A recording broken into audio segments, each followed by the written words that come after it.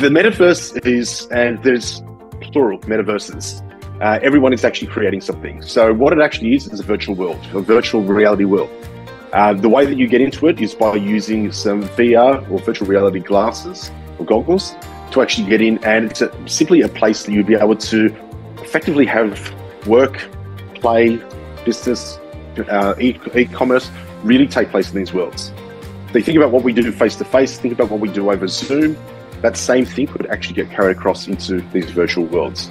So the whole concept of buying items will actually take place there. The ability for us to conduct business meetings will actually be there. So that paradigm of whether we do a meeting face-to-face, whether we do it on Zoom or in the metaverse is actually going to be a reality.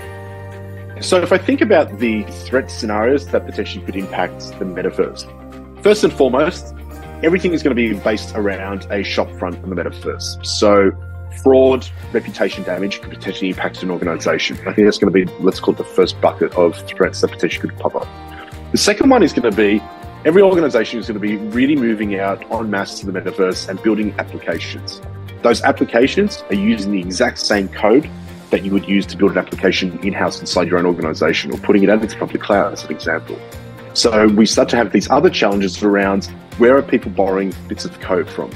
And we think about Log4j, the most recent example where we saw a code supply chain challenge really pop up. Again, that could be something that really starts to put an organization in harm's way.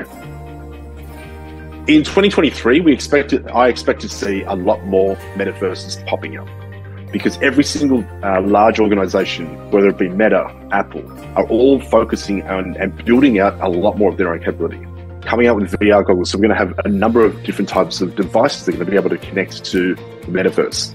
I think the other part is going to be the more of that sort of adoption of people moving out to the metaverse. You know, it's probably one of those areas that people that were gamers are going to probably gravitate towards. But I think we're going to start to see a new group or cohort of people that are really going to get out to the metaverse. So we're going to see probably this explosion of movement out to the metaverse in 2023.